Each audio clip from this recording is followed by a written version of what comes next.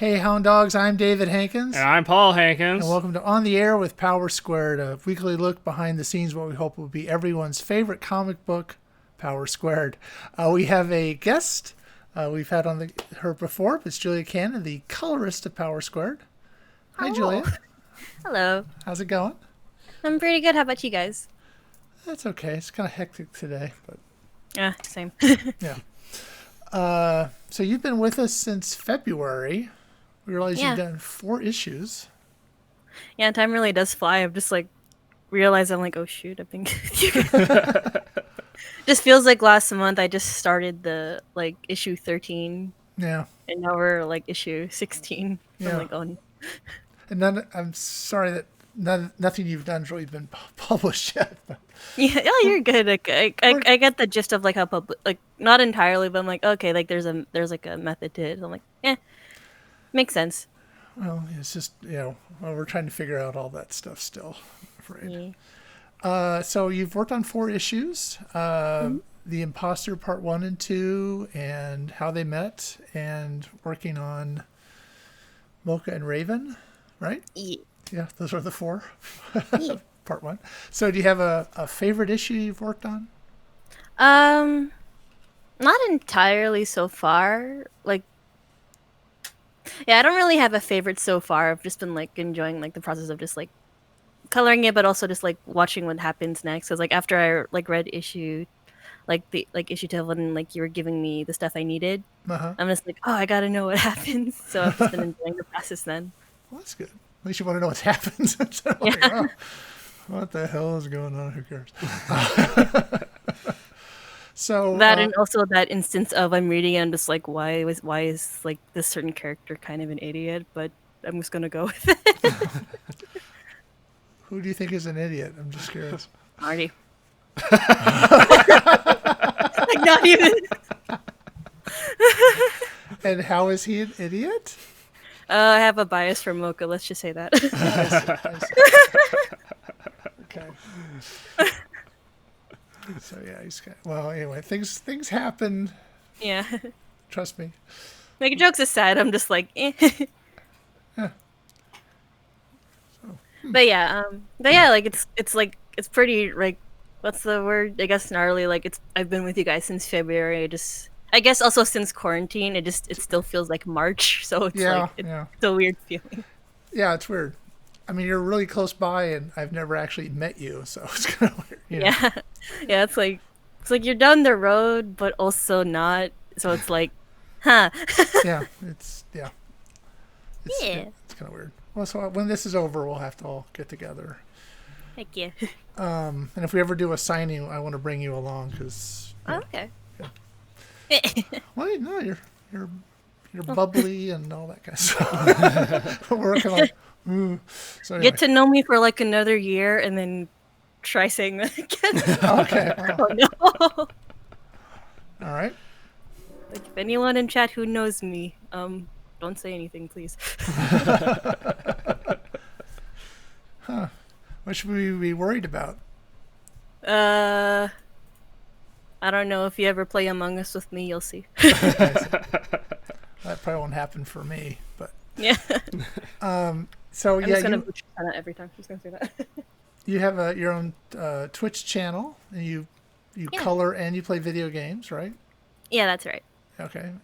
Is there a favorite video game you've played this year? Um, like I wouldn't say favorite. Like I've not like I mostly just go like on and off on like certain games, but the two games I've been playing a lot lately with mostly with friends is like either Dead by Daylight or Phasmophobia. If you guys know that knows those two. Yeah, I've heard of those. Yeah. He would. So, but yeah, like nowadays, whenever I'm playing video games. Oh, sorry, third one. So either Dead by Daylight, Phasmophobia, or Among Us. Yeah. So like those have been the three games I've been playing a lot lately. Okay. And so you playing those? Any other games you played besides on Twitch? No, but I recently got the game Cave Story, so that looks interesting. Like I know it's like one of the indie games that like help start out the indie trend. So Like, I recently got it, so I'm like, huh, this looks like something that'll be fun to stream. Are you familiar with that at all? I've heard of it. Okay. Yeah. Well, I'm not really a gamer, so I kind of one of my many flaws. But are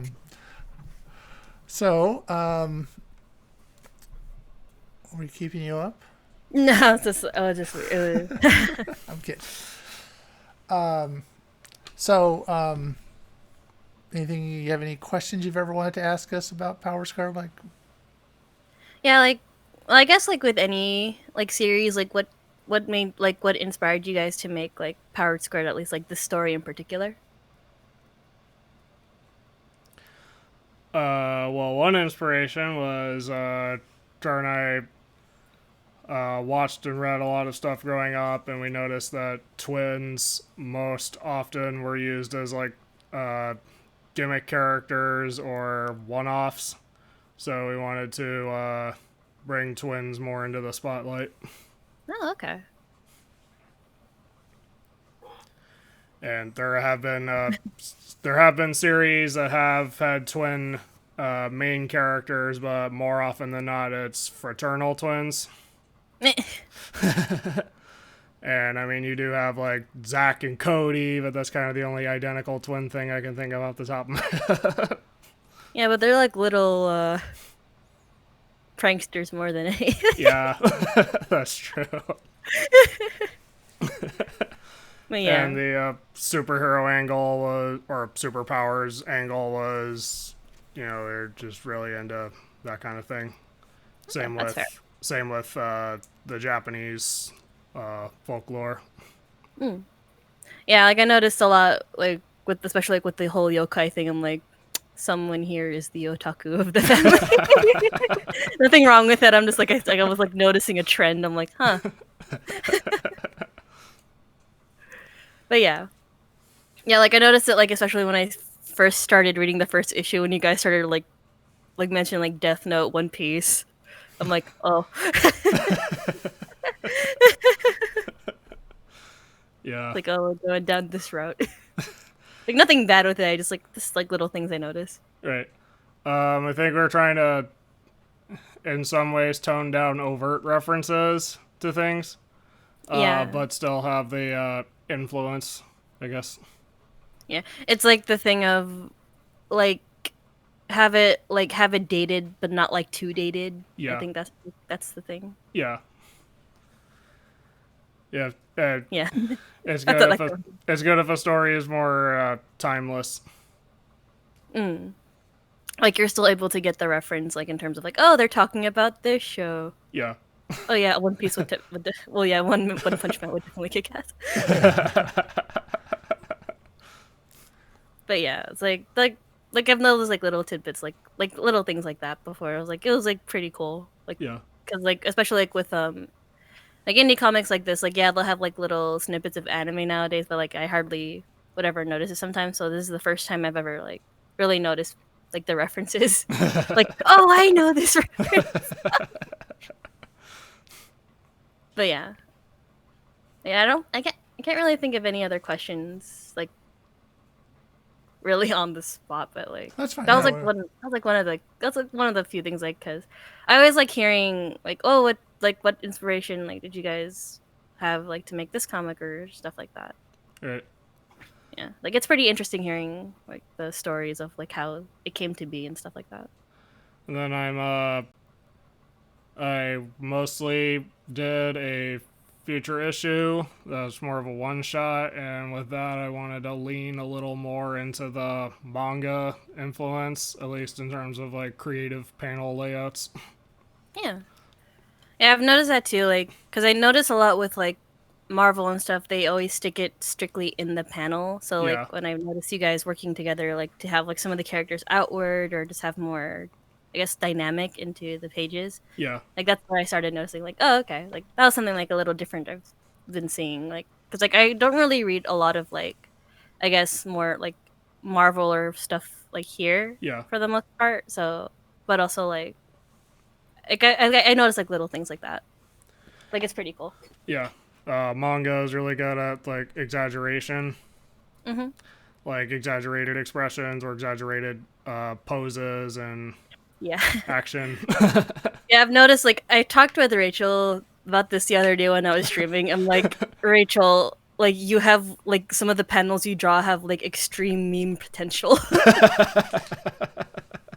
Like, I think I took one of them, like, when Kirby's just, like, looking at the twins, like, please help us. And I'm just like, when your mom leaves you in the grocery store in the line and you're next. So, like, I always try to find, like, that one panel that looks like a meme material. Yeah. It's like I think I've had one where like it was either Marty or Eli looking at the other one weird, going like, "I can't believe you've done this." It's like, oh, why do you do this? Like, why do you put us in these like crummy situations? Why? But yeah, like I always like trying to find like the fun in like whenever I color something and I'm looking at the expression, just like, why does it look like this situation even though clearly it's this situation? Then I just go from there.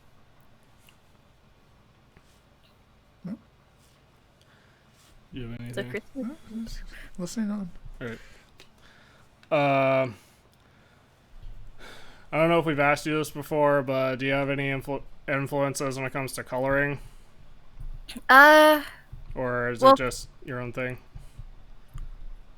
it's a little bit of both. Well, for the most part, obviously, a lot of the color influence is from the colorist prior to me, because obviously I have like there has to be like some sort of Continuity. what's the word? Yeah. Continuity. Thank you.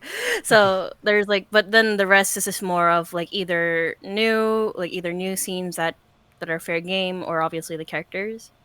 Yeah. So I guess like the main inspiration I'll get is just from, I guess that is a car, from like past. You guys heard that? Yeah. From like past from like obviously the past colors and the colors they chose for the characters before, and then I just play around with it from there. So I think, like I mentioned this before, like with Kirby, his color scheme is a lot of like grays and greens. So I would keep it with that, like more around the gray and green variety. And then like with Dawn, he's more like orange, so I keep things around like orange and brown if I have to. And then it just like I go with that with the characters, like, and then obviously like with like Mocha and any of the other characters, they have like a set color Yeah. ready. And then with Marty and Eli, like we talked about this before, like they're more around like red and blue, so I always try to keep it consistent with like different shades of blue or red or Yeah. anything around there. Yeah. So Sort of trapped in those colors. I mean, it's I mean it's fine. It still gives them a bit of like singularity, I think is the word. Like it's still the one thing I've noticed like with at least colors in a character, you have to keep it consistent with like how they are, so it's not like that big of a 180 when they change. Because Yeah. like obviously with us, like it doesn't, like with people like in real life, it doesn't really matter. Like if you change your color scheme, hey, like we're human. But I understand like with story, like with comics, like there's only so much you can do with that, especially with just like colors do define the tone of a character and the scene, and like you have to keep that in mind Yeah. more than with like what you would see in real life in a way. Yeah. So like you have to have like that. I've noticed like you have to have that middle ground. Yeah. Yeah, like that's like something I'm still learning, but I feel like with this comic, it's like sharpening more. Like if that makes any sense. Yeah. That makes sense. We're kind of going through that process too. Hey. Is there anything that inspires you creatively? Like obviously like comic books on my end, and also like anime and movies and stuff. Yeah. Like funny enough, as much as I say that, like a lot of like the inspirations I get are like from cartoons I used to watch as a kid, and so those would be like say like Code Lyoko or Avatar: The Last Airbender, or one movie I've been recently rewatching is Rise of the Guardians. Yeah. Yeah. But like I've been rewatching those a lot just to try to get some inspiration, and there are like a few I've been like contemplating on watching, but like I'm having this weird thing of like I know I should start something new, but my brain's telling me no, just watch the nostalgia. Sort of Yeah. comfort food in a way. Yeah, pretty much. Yeah, like I watched like as this is gonna sound really bad, like I watched like Code Lyoko for like the 100th time over. So I'm like, oh, no, this is bad. Well, right now we're watching Tron Uprising for like the third time. So Nice. It's if it makes you happy. It's a very interesting looking show, if nothing else. Yeah. Yeah, I like the I mostly animation. just I mostly just watch Code Lyoko because it's like one of the main things I watched after school. yeah, That is dad. Yeah. But yeah, like I think before, like when I used to take screenwriting classes, like when I used to like still be in like college more frequent, and I tried to do this. I tried to make the show. It was like a weird combination of Code Lyoko meets I think it's called White Collar. yeah, It's the one where like the FBI, like it's this FBI division where they're part of the division that works with like counterfeit art. I think it's called White Collar. yeah, Yeah.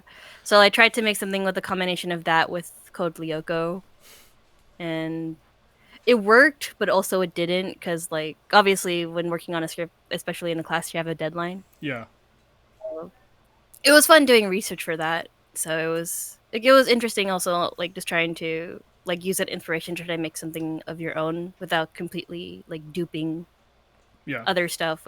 Like it's an interesting challenge. yeah. I finished the script, but I don't want to look at it anymore.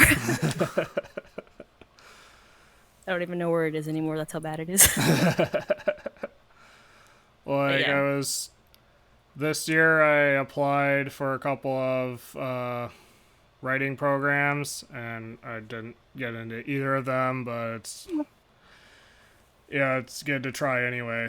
And for the Nickelodeon writing program, I needed to come up with an original pilot, and it was I hadn't done that before, and this was the first time they asked for that, so I felt unprepared. So I just kind of uh, threw one together that was about twins who stream.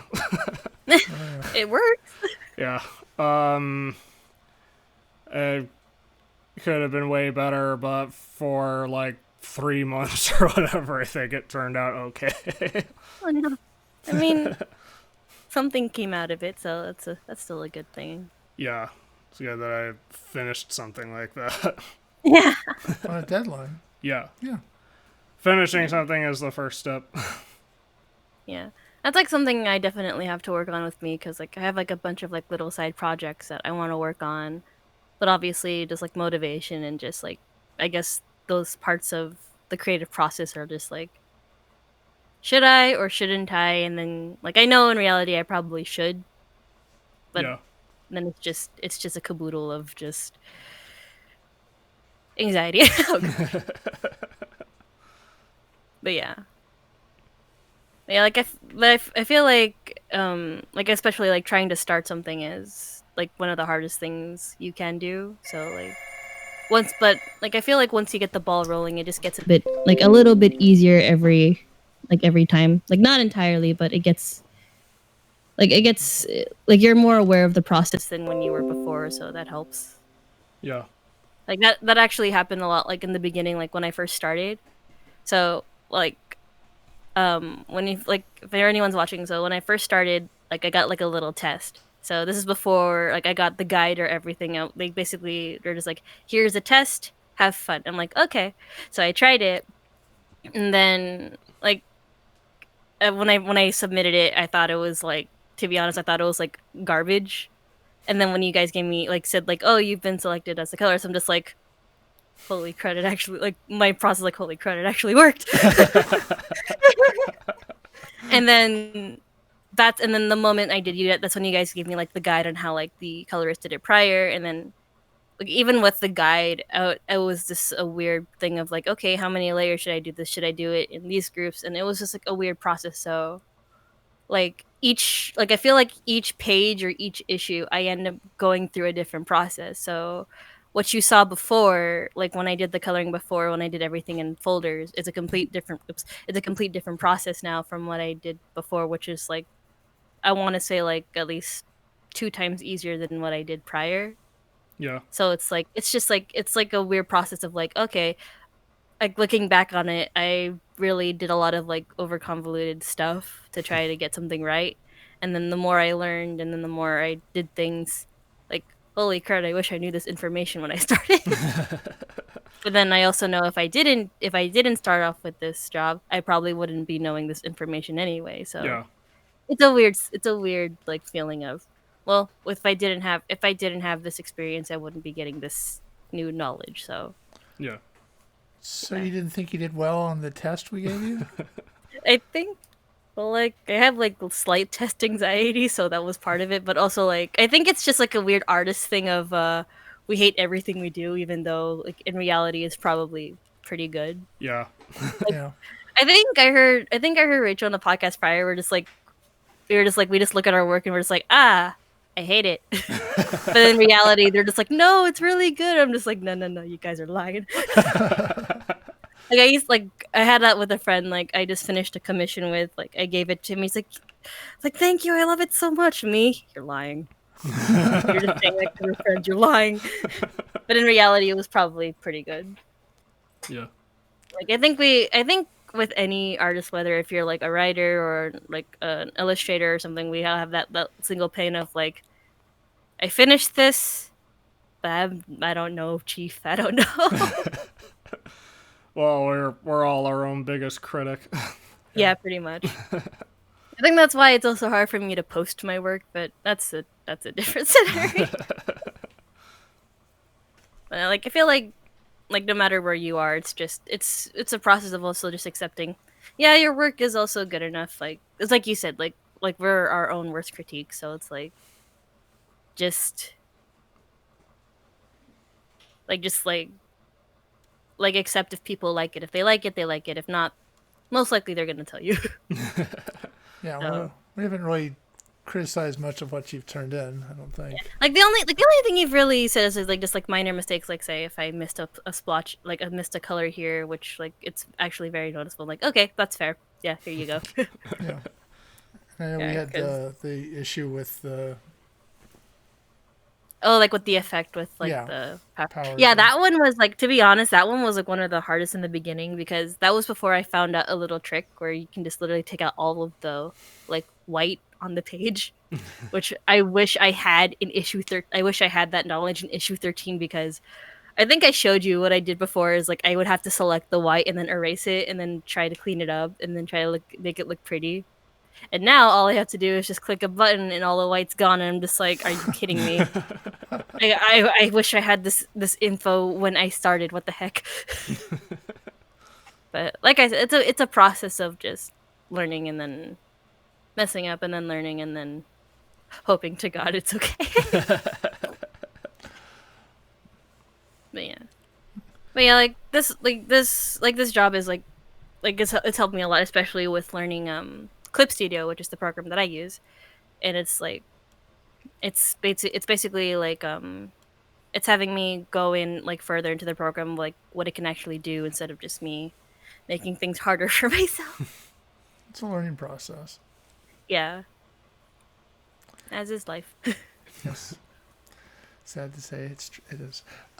So I know we gave you a bit of homework about the ideal reader thing. Wait, which one you gave me? I think you gave us two. One was what was the website one, and then the other one was the one you just said. Yeah. Website? Oh, like something about like you were doing like a whole like you were changing up your subscription thing, and then Yeah. Oh. We're asking opinions on the landing page. Oh, okay. yeah. Well, that's already out. Yeah. Okay. Yeah, no. If you had an opinion, it's too late now. But, Yeah. Well, I thought it looked good, but yeah.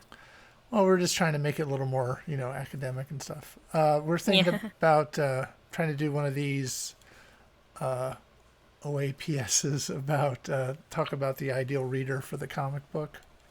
Oh yeah, with like you're gonna be talking with someone. Well, we're gonna, Or- yeah, Scammell, Yeah. Hennessy. He wrote a book about marketing or publishing comic books or something like that, and he offered for an extra fee as part of his Kickstarter, he'll do a one-on-one with you for an hour and talk about your marketing your book. Oh, So- that's cool. And key to that is who's the ideal reader. So we're not expecting you to know that now, but we will maybe have something in January where we get everybody together and talk about it. Yeah. I always thought like when reading it, I always thought it was like for like say people in high school or people in college. Mostly the college thing because obviously Yeah. the kids are in college. Yeah. But I always thought it was for like the demographic of like people in like I guess about to finish high school but starting college or around that line because I mostly just read into that because of like some of the language on here and also just how like how the characters act. So Yeah, that sounds about right. Yeah. either that or I could be looking too much into it. We'll never know. Well, we just want to kind of get everybody's opinion Yeah. before we make fools of ourselves and find somebody. Yeah. I mean, you guys can always go like the Ruby route where like there's not really a demographic and the demographic just says it for themselves. Yeah, I don't think we can get away with that. Yeah, which like that's either fortunate or unfortunate depending on how the scenario goes. But yeah. So you have big plans for the Christmas holiday? Probably not. Like I talked to my dad. We're probably just gonna be staying home because we stayed home for Thanksgiving. So odds are we're gonna be staying home for Christmas because with everything going on. So that's about it. Like odds are dad's are probably just gonna order food again, like Christmas food, and then we'll just stay home. Yeah. Oh, yeah, we're staying home. Yeah. Yeah. Yeah, I think though, because I do have a friend down the road, and like her and we hang out a lot, mostly because one, she's down the road, and two, she's my grocery buddy. So every time we want to get groceries, we're just like, "Can I go with you, please?" And she's just like, "Yeah." So I talked to her. So there's like two other people we hang out with around the area. So like, I think the other thing we might do is just like do like a tiny like little like hot pot thing at like her place or mine because like I've been to her place a couple times too for like other stuff. So we're just like, yeah, like we've been hanging around since quarantine, mostly just for errands. So like me along with another person who's actually in our neighborhood, we're just like we could probably just do like a small potluck or like a hot pot thingy and like just keep it from there. Yeah. Sounds good. Yeah. Yeah. Also, hot pot is always good during the warm weather. Like if any of you guys at home don't know what a hot pot is, it's like basically think of it like Korean barbecue but with soup. So you're basically cooking all of the meat and stuff. Hey. Special guest. They say hi. Okay, he's gone. he's like telling me, "Oh, relatives are here." I'm like, "Oh, okay, I'll say hi when we're done." But yeah, I just told him I was gonna stream at 6. It's okay. I knew this was gonna happen. We have the phone ring, so things happen. So. No, actually, the reason why because like this isn't the first time that's happened on stream. The worst thing is sometimes for any kids at home, like sometimes he'll come out of the shower, so he has to grab clothes. I'm just like, Dad, I love you, but why? And sometimes my friends will notice it because when that happens, obviously, because I know how like Twitch like terms of service can be. Sometimes it can be really dumb. So whenever that happens, I'm just like this, and then like lift the lid back on when he's gone. That is. What? Okay, no, I thought I wasn't focusing for a second. Yeah, But yeah, like it's fine, but also like I panic. I'm just like crud. Hi, Dad. Well, at least he came in That's clothed this time. That was good. Yeah, it was funny. It's funnier too. Like sometimes with grandma, like with grandma, she doesn't even knock, which I guess understandable because like she's grandma. So sometimes she'll walk in like, I need help with my phone. I'm like, okay. Which was like happened before the call. Like she came into my room like, I need you to help delete these phone numbers. I'm like, okay, we're gonna be here a while. This it's fine. She's old. You can't do much about it. But like she's grandma, I still love her. Oh, that's good. Yeah. All right. Well, we'll let you go because obviously you have family there. You need to talk to. I wasn't aware. I'm very sorry about that. Don't worry about it. Yeah. So we'll probably touch base again, as I said, in January. Yeah. And Just like, yeah, just like if anything, just like say what day and Well- like, I'll clear it up. we'll figure all that out before Yeah. that, obviously. Won't be like, Yeah. where are you? I'm gonna be like, okay, I'm gonna be like 100% honest. I almost forgot I said yes to this. So the moment you said, "Are you still cool for the podcast?" I'm like, I look at the clock, 10 minutes to 6. Oh, crud! And then I'm just like, I run to grandma's room. Hi, I'm gonna be in a call for like 2 seconds. Just don't. Yeah. And she's like, oh, okay, just close my door. I'm like, okay. We had a guest that totally forgot one time. That was fun. Yeah. At least like I was glad like you messaged me at least like 10 minutes before because like it doesn't get too hard to get ready for like calls like this, but also like, oh no. We don't But we yeah. don't want to be too much of a nag and bug you all the time, but you know. Yeah, no, like I'm glad you messaged me, like, because I like part of me remembered, but also like with grandma coming in earlier to help me with her phone call, I'm just like, oh no. Okay, well it's not. I'm still early. This is fine. We're dealing with we're dealing with Philippine time right now. The inside joke to that one is Filipinos are always late. So I'm just like, oh no, I don't want to do that right now. All right. But Well, yeah. we'll let you go. We'll talk Okay. again in January. Hope you have a Merry Christmas or Happy Right. New Year Same. and all that. Yeah, same to you guys. All right. Don't die. We'll try not to. But yeah. But also, thank you for having me. Oh, Like no. I do enjoy these podcasts. And we genuinely. enjoy having you on. That's when we want to have you on before the end of the year, and Yeah, of course. yeah, and we look forward to having you back. Yeah. All right, so before we hang up, if you're watching this on YouTube, leave like if you like this, subscribe if you want to see more, and ring that bell if you want to see exactly when these go up. All right, so until next time, I'm David Hankins, I'm Paul Hankins. and this has been On the Air with Power Squared.